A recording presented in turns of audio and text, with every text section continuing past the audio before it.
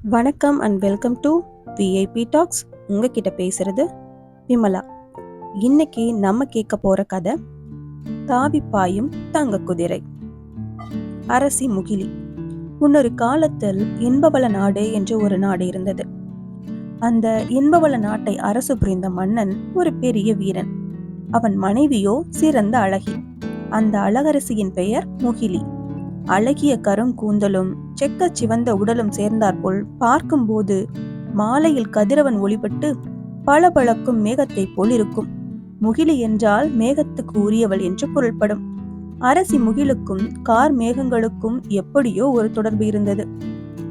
Car மேகங்கள் அடர்ந்து மழை பொழியும் கார்காலத்தில் அரசி முகிலியை பார்த்தால் தளதளவென்று பூரித்து அழகாயிருப்பாள். ஒட்டு மழை கூட பெய்யாத முதுவேலிர் காலத்தில் வானில் தென்படுகின்ற ஒன்றிரண்டு மேகங்களும் வெளுத்து போயிருப்பது போல் அவளும் முகம் வெளுத்து உடல் மெலிந்து காணப்படுவாள். அப்போது அரசி முகிலியை பார்த்தால் துயரமே வடிவெடுத்து வந்தது போல் இருக்கும்.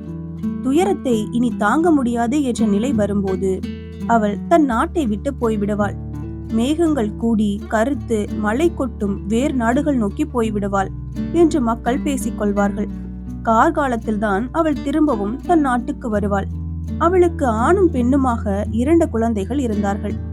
அரசி முகிலியின் மகன் பெயர் வில்லழகன், இளவரசியின் பெயர் பொன்னழகி. அவர்கள் இருவரும் தங்கள் தாய் அருகில் இருக்கும் போது இன்பமாக ஓடியாடி விளையாடுவார்கள். அவள் பிரிந்து சென்ற பிறகு ஒருவரை ஒருவர் பார்த்து அழுது கொண்டு பெரும் மூச்சு விட்டு கொண்டும் ஏக்கத்தோடு இருப்பார்கள். மாயக்காரி வசீகர சுந்தரி. இன்பவள நாட்டின் அரசர் அரசி முகிலியை திருமணம் செய்து கொண்டு வாழ்க்கை நடத்த தொடங்கிய போது அவள் பிரிவை பொறுத்து கொண்டார். ஆனால் மீண்டும் மீண்டும் ஒவ்வொரு ஆண்டும் அவள் பிரிந்து சென்றதை அவரால் பொறுக்க முடியவில்லை. அதுவே நாளடைவில் அவள் மீது வெறுப்பாக மாறிவிட்டது. அந்த ஊரில் வசீகர சுந்தரி என்று ஒருத்தி இருந்தாள். அவள் அந்த நாட்டை சேர்ந்தவள் அல்ல. வடக்கே மிக தொலைவில் இருக்கும் ஒரு நாட்டிலிருந்து வந்தவள். அவள் மிக அழகானவள். அரசர் உலா வரும்போது ஒரு நாள் வசீகர சுந்தரியை கண்டுவிட்டார். அவள் அழகு அவரை மயக்கமடைய செய்தது. வசீகர சுந்தரி சாதாரண பெண் அல்ல. அவள் ஒரு மாயக்காரி. அரசர் தன்னை விரும்புகிறார் என்று தெரிந்து கொண்டவுடன் அவள் அவரை திருமணம் செய்து கொண்டு விட வேண்டும் என்று திட்டமிட்டாள். அரசி முகிலி இல்லாத நாட்களில் அடிக்கடி அரண்மனைக்கு போய் வந்தாள். தன்னுடைய மாய வித்தைகளை காட்டி அரசரை மயக்கினாள். கடைசியில் அரசி முகிலி இல்லாத போது அரசர் அவளை மறுமணம் செய்து கொண்டு விட்டார். மாயக்காரியை அரசர் மனம் புரிந்தது அந்த நாட்டு மக்களை எல்லாம் வெறுப்படைய செய்தது. எங்கிருந்தோ வந்த அவள் இன்பவள நாட்டின் அரசியாகி விட்டாள். அரசியானவுடன் அவள் அரண்மனையிலேயே தங்கினாள். அவளுக்கு இளவரசன் வில்லழகனையும் இளவரசி பொன்னழகியையும் பார்க்கவே வெறுப்பாயிருந்தது. அவர்கள் நல்ல பிள்ளைகளாய் இருப்பதைக் கண்டு அவள் கோபித்துக் கொண்டாள். அவர்கள் அழகாயிருப்பதைக் கண்டு அவள் அருவெறுப்பு கொண்டாள். எப்போதும் அவர்கள் உண்மை பேசுவதைக் கண்டு எரிந்து விழுந்தாள். அவர்கள் சிரித்து விளையாடுவதை பார்த்து அவளால் பொறுத்து கொண்டிருக்க முடியவில்லை. அவர்களை அடித்து உதைத்து அடிமைகளைப் போல் வேலை வாங்கினாள். கடுகடுத்து பேசி அவர்களை கண்கலங்க வைத்தாள். கடைசியில் அவர்கள் உடுத்தியிருந்த பட்டாடைகளை பறித்துக் கொண்டு அரண்மனையை விட்டே விரட்டிவிட்டாள். பஞ்சம், பசி, பட்டினி. தன்னந்தனியாக சென்று கொண்டிருக்கும் அந்த சின்னஞ்சிறு பிள்ளைகளை ஆடு மேய்த்துக் கொண்டிருந்த ஒரு இடையன் கண்டான். அவர்கள் மேல் இரக்கம் கொண்டு அவன் தன் வீட்டுக்கு அழைத்துச் சென்றான்.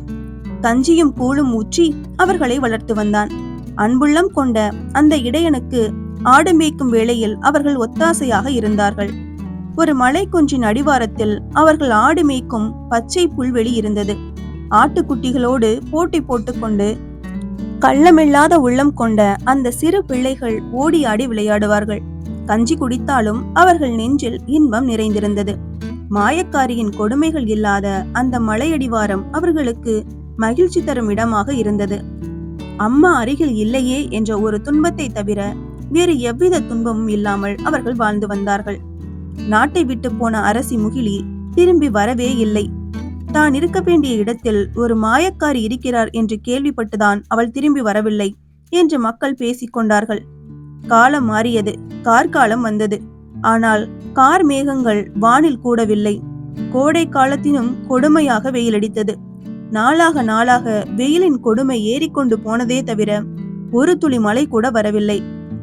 அரசி முகிலுக்கு கோபம் வந்துவிட்டதால் தான் மேகங்கள் கூடவில்லை என்று மக்கள் பேசிக் கொண்டார்கள். பஞ்சம் நீடித்தது. வயல்கள் விளையவில்லை. மரங்களும் செடி கொடிகளும் கருகி போயின.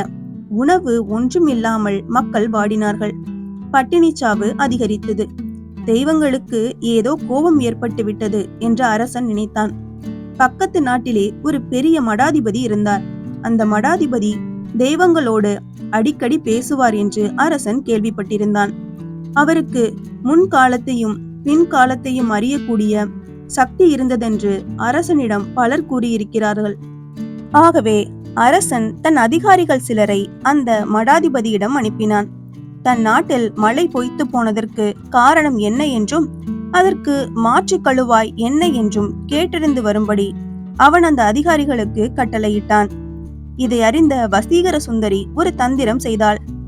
மடாதிபதியிடம் அனுப்பப்பட்ட அதிகாரிகளை அவள் தனியாக சந்தித்தாள். அவர்களுக்கு நிறைய பொன்னும் பொருளும் தருவதாக சொல்லி அவர்களை மடாதிபதியிடம் போகாமல் இருக்கும்படி கேட்டுக்கொண்டாள். அவர்கள் அவள் திட்டத்திற்கு ஒப்புக்கொண்டார்கள்.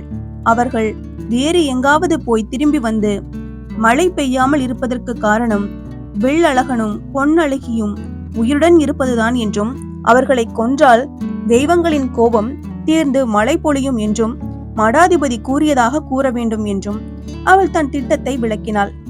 ஆசை பிடித்த அந்த அதிகாரிகள் அவ்வாறே செய்தார்கள். அரசாங்க செலவில் உல்லாசமாக பல ஊர்களில் சுற்றித் திரிந்துவிட்டு திரும்பி வந்தார்கள். வில்லழகனையும் பொன்னழகியையும் வெட்டி பலியிட்டால்தான் தெய்வ கோபம் தீர்ந்து மழை பொழியும் என்று மடாதிபதி கூறியதாக சொன்னார்கள். மூட நம்பிக்கையுடைய அந்த அரசன் அவர்கள் கூறியதை உண்மை என்று நம்பினான். ஆனால் தன் மக்களை தானே எப்படி கொஞ்சம் பலியிடுவது என்று தயங்கினான். ஆனால் வசீகர சுந்தரி அவனிடம் பலவிதமாய் பேசி அந்த சிறு பிள்ளைகளை தெய்வப்பலி கொடுப்பதற்கு அரசன் ஒப்புக்கொள்ளும்படி செய்துவிட்டாள். பச்சை குழந்தைகள் பலி. ஒரு நாள் காலை நேரம் கோயில் வாசலில் இருந்த பலிபீடம் பூமாலைகள் இட்டு அழகாக அலங்கரிக்கப்பட்டிருந்தது.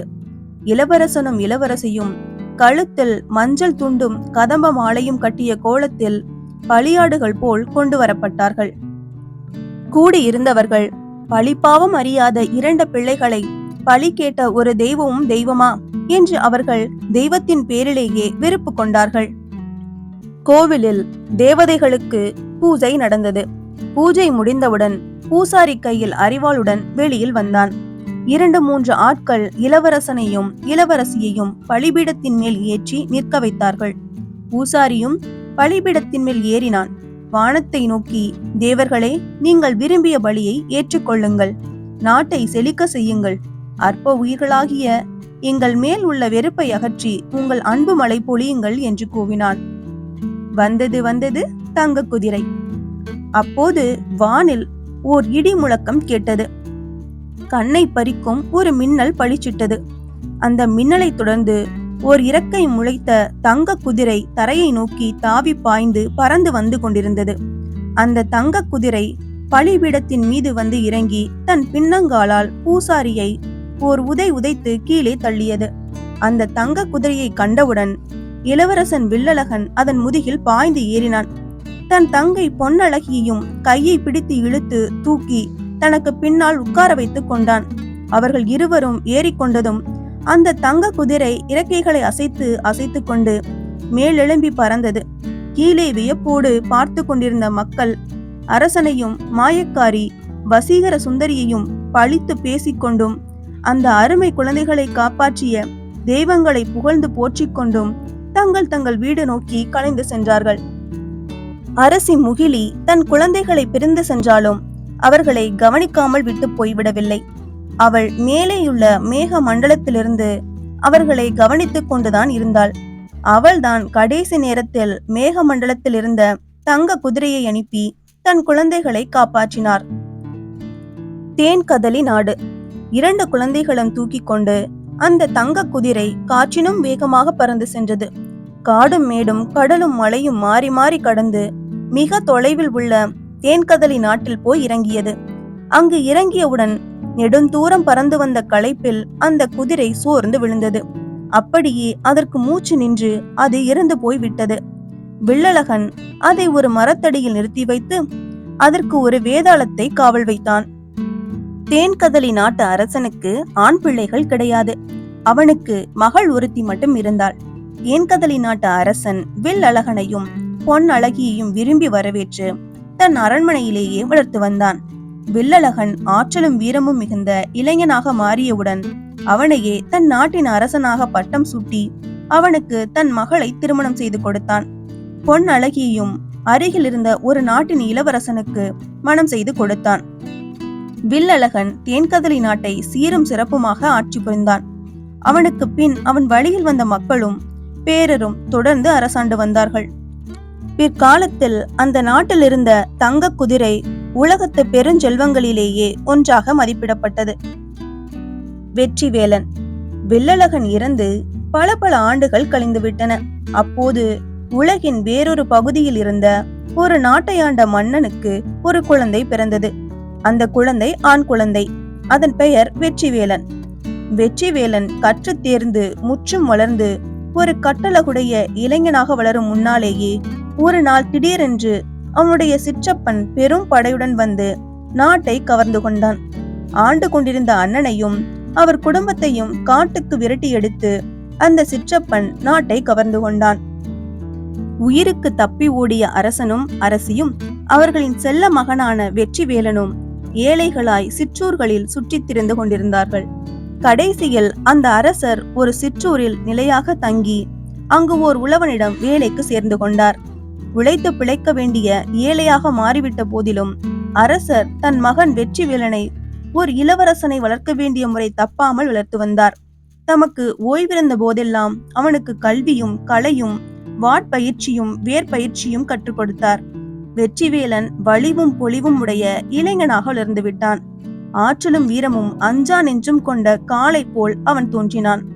எந்த செயலிலும் வெற்றி காணக்கூடிய தனித்திறமை தன் மகனுக்கு வந்துவிட்டது என்பதை அரசர் கண்டுகொண்டார். இனி இவனை நாம் இங்கே வைத்திருக்க கூடாது என்று அவர் முடிவு கட்டினார். வீர மகனின் உறுதிமொழி. கடுமையாக உழைத்து அவர் சிறிது பணம் சேர்த்தார். போதுமான அளவு பணம் சேர்ந்தவுடன் ஒரு நாள் காலையில் அவர் தன் மகனை அழைத்தார். அவர் கண்கள் கலங்கி இருந்தன. ஆனால் அவற்றிலே ஒரு நம்பிக்கை ஒளி வீசியது. ஓர் உறுதி வெளிப்பட்டது. வெற்றிவேலா, என் அன்பு மகனே, நீ நினைத்து கொண்டிருப்பது போல் நீ ஓர் உழவனின் மகன் அல்ல, நீ ஓர் இளவரசன் என்று கூறினார். வெற்றிவேலன் வியப்படைந்தான். நான் இளவரசனா? அப்படியானால் என்னை பெற்ற அரசர் யார், அரசி யார் என்று கேட்டான். மகனே, உன்னை பெற்றவர் நாங்கள்தான். ஆனால் நாங்கள் வஞ்சகத்தால் வாழ்விழந்தோம் என்று கூறி கோவென்று கூவி அழுதாள் அரசி. அம்மா, அழாதீர்கள். என் உடம்பில் ஒரு சொட்டு ரத்தம் இருக்கும் வரையில் நான் நம்முடைய நாட்டை மீட்க போராடுவேன். உங்களை மீண்டும் அரியாசனத்தில் வைத்து பார்ப்பதே இனி என் லட்சியம் என்று சூளுரைத்தான் வெற்றிவேலன். மகனே, நான் இன்றுதான் உன்னை பெற்றதன் பலனை அடைந்தேன். உன் லட்சியம் வெற்றியடையுமாக என்று வாழ்த்தி தாங்கள் வாழ்விழந்த கதையை கூறினார் அரசர். மகனே, எப்போதும் உண்மையை பேசு. என்றும் உண்மைக்கே பாடுபடு. எவரிடத்திலும் அன்பாயிரு. உன்னை அண்டி வந்தவர்களுக்கு உதவி புரி என்று அறிவுரைகள் கூறி விடை கொடுத்து வழி அனுப்பினாள் அரசி. இளவரசன் புறப்பட்டான். அரசனும் அரசியும் தங்கள் பிரிவு துயரத்தை அடக்கிக் கொண்டார்கள். உதவி பெற்ற தேவதை. வெற்றிவேலன் தன் வழியில் சென்று கொண்டிருந்தான். ஒரு சிற்றாறு குறுக்கிட்டது. அதில் தண்ணீர் பெருகி வழிந்து ஓடிக்கொண்டிருந்தது. அதன் கரையில் ஒரு கிழவி நின்று கொண்டிருந்தாள். அவள் ஆற்றை கடந்து போக ஏதாவது வழியுண்டா என்ற ஏக்கத்தோடு நின்று கொண்டிருந்தாள். வெற்றிவேலனுக்கு தன் தாயார் கூறிய சொற்கள் நன்றாக நெஞ்சில் பதிந்திருந்தன. அவன் அந்த கிழவியின் அருகில் சென்றான். பாட்டி, அக்கறைக்கு போக உதவி வேண்டுமா? நான் உதவி புரிகிறேன் என்று கூறினான். கிழவி நன்றியறிதலோடு அவன் உதவியை ஏற்றுக்கொண்டாள். வெற்றிவேலன் கிழவியை தன் தோளில் தூக்கி வைத்துக் கொண்டான். பெருக்கெடுத்து போகும் சிற்றாற்றில் இறங்கி நடந்தான். தண்ணீரின் வேகம் அதிகமாக இருந்தது. அடியெடுத்து வைக்கும் போதெல்லாம் ஆளை சாய்த்துவிடும் போல் இருந்தது. எப்படியோ மூச்சை பிடித்து கொண்டு ஆற்றை கடந்து அக்கறை சேர்ந்து விட்டான். தன் தோளில் இருந்து கிழவியை இறக்கிவிட்டான். இறக்கி விட்டவுடன் அவளை நோக்கிய வெற்றிவேலன் பெரும் வியப்படைந்தான். அது கிழவியுள்ள ஒரு தேவதை. அந்த தேவதையை அவன் வணங்கினான். மகனே, உன்னிடம் நல்ல மனம் இருக்கிறது, அந்த மனதில் உறுதி இருக்கிறது, உனக்கு நலம் பல உண்டாகட்டும் என்று வாழ்த்து மொழிகள் கூறி அந்த தேவதை மறைந்து விட்டாள். எல்லாம் கனவு போல் இருந்தது. வெற்றிவேலன் தான் ஒரு தேவதையை கண்ட வியப்பிலிருந்து மீள நெடு நேரமாகியது. பிறகு அவன் தன் வழியே நடக்கத் தொடங்கிய போது அவன் கால் செருப்பில் ஒன்று காணாமல் போயிருந்ததை கண்டான். ஆற்றை கடக்கும் போது அது நழுவி விட்டது என்பது அவனுக்கு அப்போதுதான் தெரிந்தது. ஒற்றைக்கால் செருப்போடு அவன் மீதி வழியெல்லாம் நடந்து சென்றான். பல சிற்றூர்களையும் காடுகளையும் மலைகளையும் கடந்து அவன் கடைசியாக தன் சொந்த நாட்டுக்கு வந்து சேர்ந்தான். அரண்மனைக்கு போய் சேர்ந்தவுடன் அரசனை பார்க்க வேண்டும் என்று கூறினான். காவலர்கள் அவனை அரசு சபைக்கு அழைத்துச் சென்றார்கள். அவனை கண்டவுடனேயே அவன் சிற்றப்பனுக்கு பீதி ஏற்பட்டு விட்டது. ஏனென்றால் ஒற்றை காலில் செருப்பணிந்து கொண்டு வரும் ஓர் இளைஞன் உன் நாட்டை பறித்துக் கொள்வான் என்று ஒரு முனிவர் அவனுக்கு சாபம் கொடுத்திருந்தார். இருந்தாலும் அவனுடைய சிற்றப்பன் தன் பயத்தை வெளிப்படுத்திக் கொள்ளாமல், தம்பி, நீ யார், எங்கு வந்தாய் என்று குலைவான குரலில் கேட்டான். நான் தான் வெற்றிவேலன், உங்கள் அண்ணன் மகன். என் நாட்டை திரும்ப பெறுவதற்காக வந்திருக்கிறேன் என்று கூறினான் வெற்றிவேலன். சிற்றப்பன் சூழ்ச்சி. இவனிடம் கோபமாக பேசக்கூடாது, நயமாக பேசித்தான் கொள்ள வேண்டும் என்று தீர்மானித்துக் கொண்ட சிற்றப்பன் தன் அண்ணனை நினைத்து வருந்துவது போல் நடித்தான். வெற்றிவேலா, அன்று நாடாளும் ஆசையில் அண்ணனை காட்டுக்கு விரட்டிவிட்டேன். ஆனால் அதன் பிறகுதான் என் மனசாட்சி என்னை குத்தி காட்டியது. எப்படியாவது அண்ணனை தேடி பிடித்து மீண்டும் அரசராக்கி அவர் கீழே இருந்து பணி செய்தால் போதும் என்று நினைத்தேன். ஆனால் என் நாட்கள் அவரை தேடி போன போதெல்லாம் அவர்கள் தன்னை பிடித்துக் கொள்ளத்தான் வருகிறார்கள் என்று பயந்து ஓடிவிட்டார். என்னால் அவரை கண்டுபிடிக்க முடியாமலே போய்விட்டது. நல்ல வேளையாக நீ இப்போது வந்து சேர்ந்தாய். உன் அப்பா எங்கே இருக்கிறார் சொல். அவரை அழைத்து வந்து அடுத்த மாதமே உனக்கு பட்டம் கட்டிவிட்டு நான் ஓய்வு எடுத்துக் கொள்கிறேன் என்று கூறினான். வெற்றிவேலன் தன் சிற்றப்பனின் பேச்சை உண்மை என்று நம்பிவிட்டான். தன் தாய் தந்தையர் இருக்குமிடத்தை அந்த வஞ்சகனிடம் கூறிவிட்டான். அந்த வஞ்சகனுடைய சொற்களை நம்பி அவனிடம் அன்பு பாராட்டவும் தொடங்கினான். அன்று இரவு அவன் தன் சிற்றப்பனுடன் உட்கார்ந்து சாப்பிட்டுக் கொண்டிருந்தான். சாப்பிடும் போதே அவர்கள் பல செய்திகள் பற்றி பேசிக் கொண்டார்கள். வீரர்களை பற்றிய பேச்சு வந்தது. பேச்சோடு பேச்சாக அந்த சிற்றப்பன், அந்த காலம் மலையேறிவிட்டது, அப்படிப்பட்ட வீரர்கள் இப்போது எங்கே இருக்கிறார்கள் என்று சலித்துக் கொண்டான். ஏன் இல்லை, எத்தனையோ வீரர்கள் இருக்கிறார்கள். ஆனால் அவர்கள் தங்கள் வீரத்தை நிலைநாட்டும் வாய்ப்புதான் கிடைக்கவில்லை என்றான் வெற்றிவேலன். இதை கேட்டு அவன் சிற்றப்பன் சிரித்தான். உனக்கு ஒன்றும் தெரியாது போலிருக்கிறது. இங்கிருந்து மிக தொலைவில் தேன்கதலி நாடு என்று ஒரு நாடு இருக்கிறது. அந்த நாட்டிலே ஒரு தங்க குதிரை இருக்கிறது. அந்த தங்க குதிரையை இங்கு கொண்டு வந்து சேர்க்கக்கூடிய ஒரு வீரனை தேடி தேடி பார்த்து எனக்கு அழுத்து விட்டது. அந்த குதிரை மட்டும் கிடைத்து விட்டால் நம் நாட்டிற்கு ஒரு பெரும் செல்வம் கிடைத்த மாதிரி இருக்கும் என்று மொழிந்தான் சிற்றப்பன். அந்த தங்க குதிரையை அடைவதில் என்ன தடை இருக்கிறது என்று கேட்டான் வெற்றிவேலன். அள்ளும் பகலும் கண்மூடாமல் அங்கு ஒரு வேதாளம் காவலிருந்து வருகிறது. அந்த வேதாளத்தை கொன்று வீழ்த்தக்கூடிய வீரன் இந்த மண்ணுலகில் இன்னும் பிறக்கவில்லை என்று சொன்னான் சிற்றப்பன். இதோ நான் பிறந்திருக்கிறேன் சிற்றப்பா, இப்பொழுதே என்னை அனுப்பி வையுங்கள். எப்படியும் அந்த தங்க குதிரையை இங்கே கொண்டு வந்து சேர்க்கிறேன்.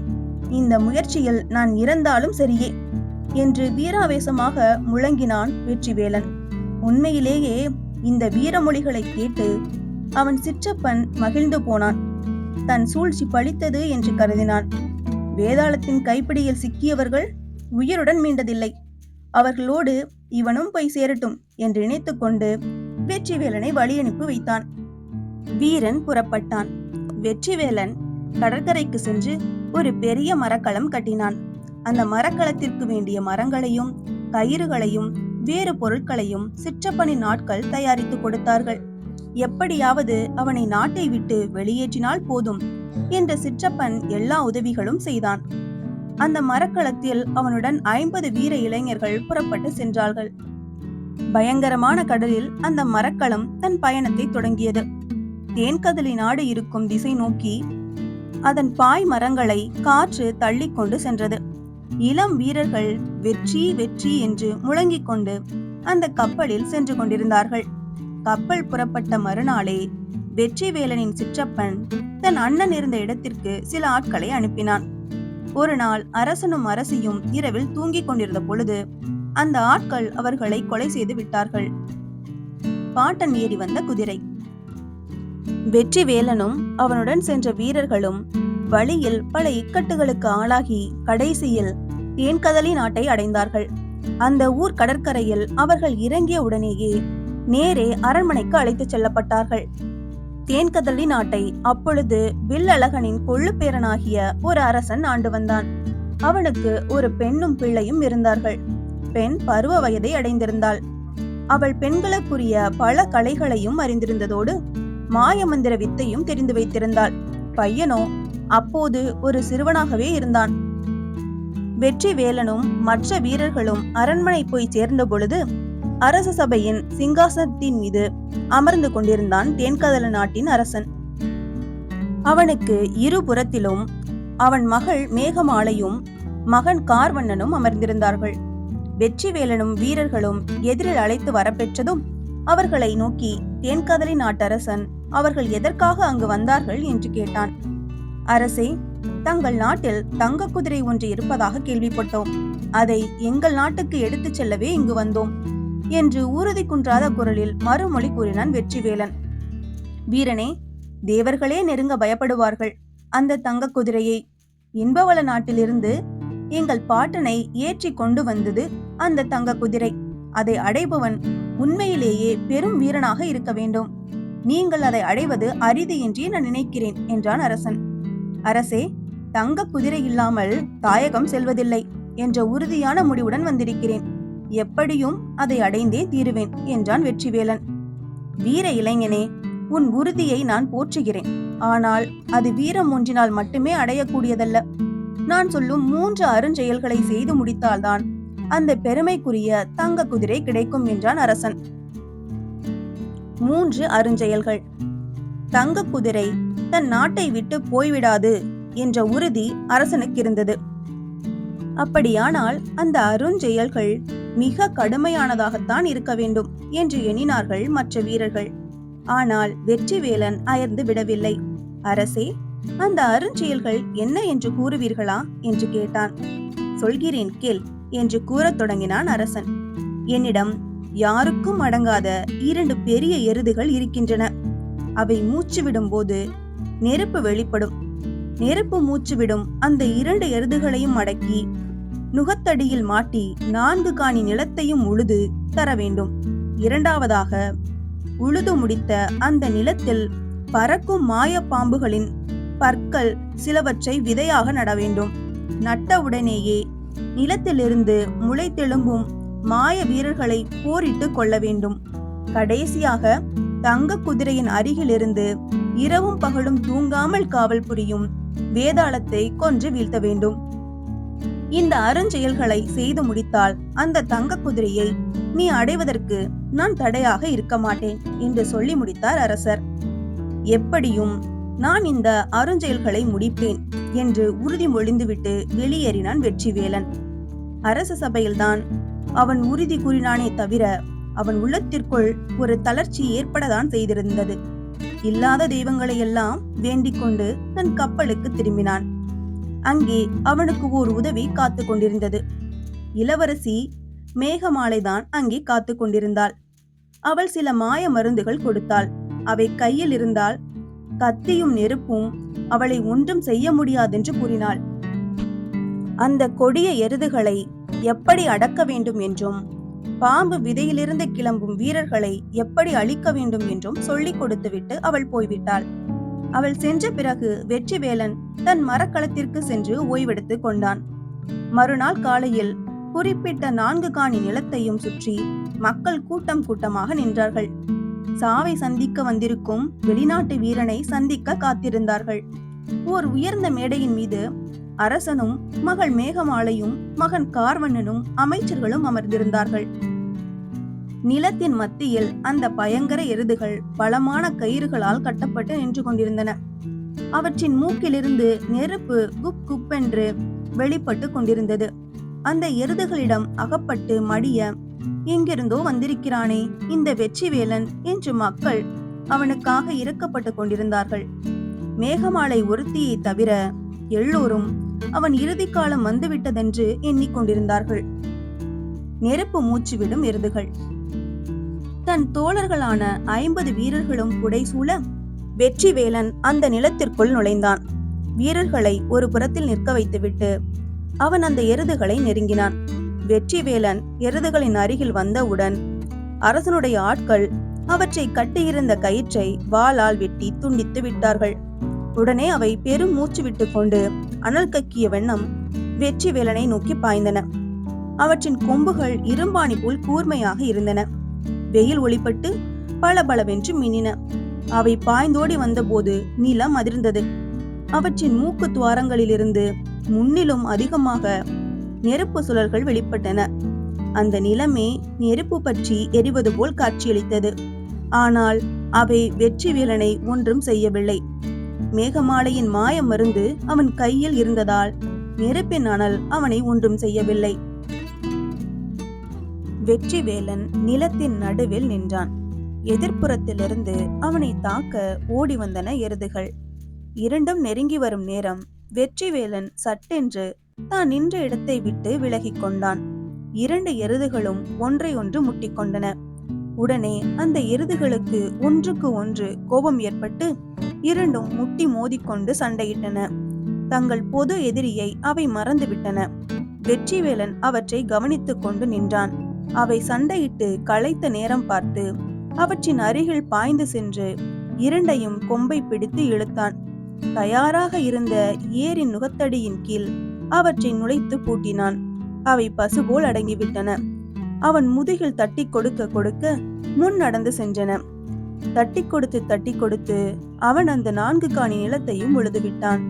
தங்களை அவன் அடித்து துன்புறுத்தாததால் அவை அவனுக்கு நன்றியுடன் வேலை பார்த்தன. மக்கள் எல்லோரும் இந்த சாதனையை வைத்தகன் வாங்காமல் வியப்புடன் பார்த்து கொண்டிருந்தார்கள். வெற்றிவேலன் உழுது முடித்து எருதுகளை மீண்டும் கட்டி போட்ட போது மாலை கதிரவன் மேலை மலைகளில் சாய்ந்து விட்டன. மறுநாள் காலையில் நிலத்தில் விதையிடலாம் என்று அரசர் கூறினார். மக்கள் கலைந்து சென்றார்கள். வெற்றிவேலன் தன் வீர தோழர்களுடன் மரக்களத்திற்கு திரும்பினான். அரசர் தன் ஆட்களோடும் மக்களோடும் அரண்மனை சென்றார். மாய வீரர்கள். அடுத்த நாள் பொழுது விடிந்தது. ஊர் மக்கள் திரண்டு வந்து அந்த 4 காணி நிலத்தையும் சுற்றி கூடி நின்றார்கள்.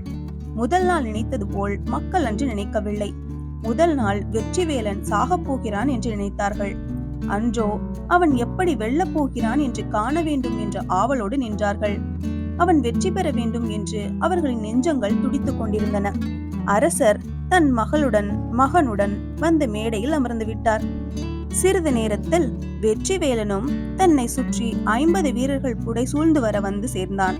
அவன் களத்திற்குள் நுழைந்தவுடனேயே அரண்மனை ஆட்கள் ஒரு கூடையை கொண்டு வந்து கொடுத்தார்கள். அந்த கூடை நிறைய பறக்கும் மாய பாம்புகளின் பற்கள் நிறைந்திருந்தன.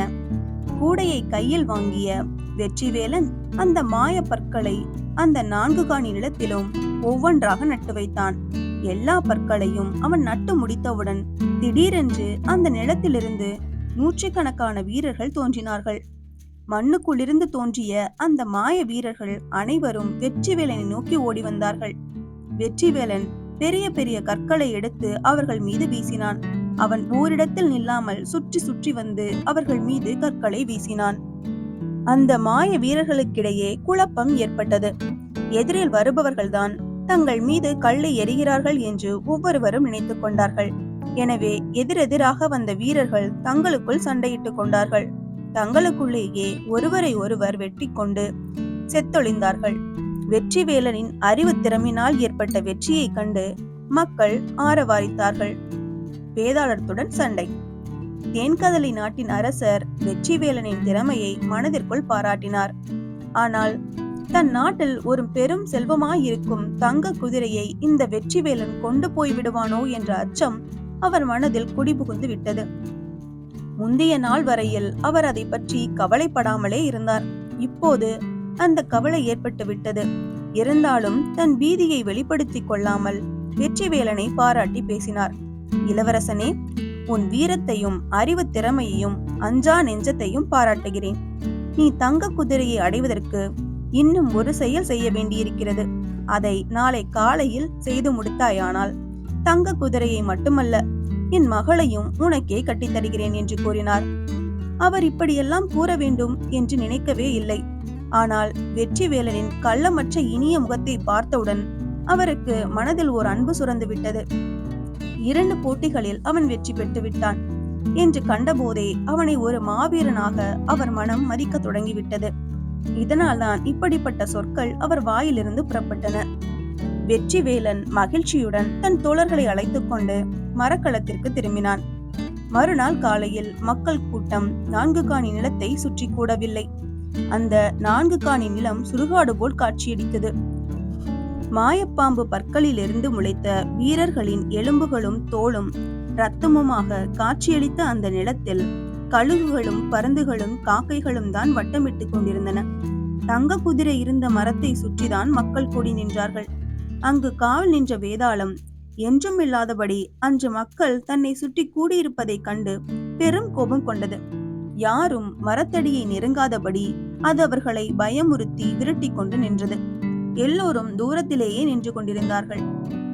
அரசரும் அவர் மகள் மேகமாலையும் மகன் கார்வண்ணனும் அந்த மரத்தடிக்கு வந்து அங்கிருந்த மேடை ஒன்றின் மீது அமர்ந்தார்கள்.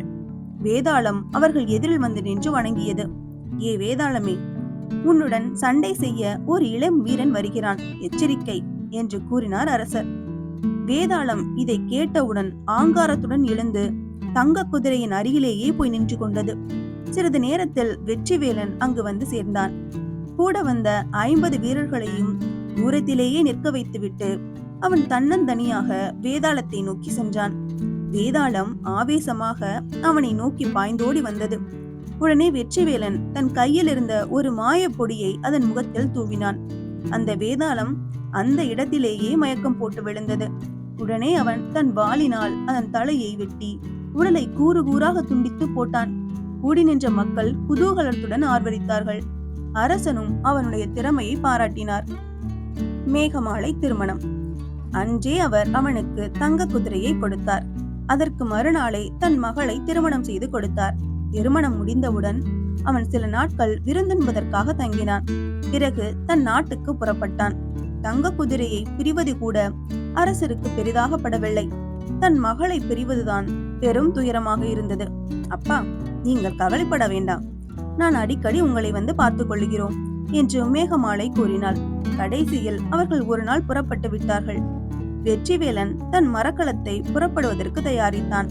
அதை பார்த்த மேகமாலை, மரக்களத்தில் உங்கள் வீரர்கள் வரட்டும், நாம் தங்க குதிரையிலேயே செல்வோம் என்றாள். எப்படி என்று கேட்டான் வெற்றிவேலன். இப்படித்தான் என்று சொல்லி அவள் சில மந்திரங்களை தங்க குதிரையின் காதில் கூறினாள். உடனே அது தன் இறக்கைகளை அசைத்தது. அதற்கு மூச்சு வந்து விட்டது. அரசரிடம் விடை பெற்றுக் கொண்டு வெற்றிவேலனும் மேகமாலையும் தங்க குதிரையில் ஏறி உட்கார்ந்தார்கள். அது தாவி பாய்ந்து வானில் ஏறி மேக மண்டலங்களின் வழியாக சென்றது. வெற்றிவேலன் நாட்டை நோக்கி பறந்தது. வெற்றிவேலனின் சிற்றப்பன் அன்று அரண்மனை உப்பரிகையின் மேல் காற்று வாங்கிக் கொண்டு நின்று கொண்டிருந்தான். அப்போது வானில் ஒரு மின்னல் ஒளி தோன்றியது. நிமிர்ந்து பார்த்தான். தாவி பாய்ந்து தங்க குதிரை பறந்து வருவதை கண்டான். அதன் மீது ஓர் இளவரசியுடன் தன் அண்ணன் மகன் ஏறி வருவதை கண்டான். எதிர்பாராமல் அவன் திடீரென்று கண்ட காட்சி அவன் மூளையை சிதறடித்து விட்டது.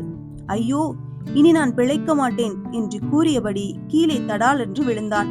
அவ்வளவுதான், அவன் மூச்சு நின்று விட்டது. வெற்றிவேலன் அந்த நாட்டை மேகமாலையின் உதவியுடன் சீரும் சிறப்புமாக ஆண்டு வந்தான். தாவி பாயும் தங்க குதிரையில் ஏறி மேகமாலை அடிக்கடி தேன்கதலி நாட்டுக்கு சென்று தன் தந்தையையும் தம்பியையும் பார்த்து வந்தாள். எல்லோரும் இன்பமாக இருந்தனர். எங்கும் இன்பம் தங்கவே இனிய கதையும் முடிந்ததே. இந்த கதை உங்களுக்கு பிடிச்சிருந்து அப்படின்னா லைக் பண்ணுங்க, ஷேர் பண்ணுங்க, சேனலை மறக்காம சப்ஸ்கிரைப் பண்ணுங்க. அடுத்த கதையில சந்திக்கலாம்.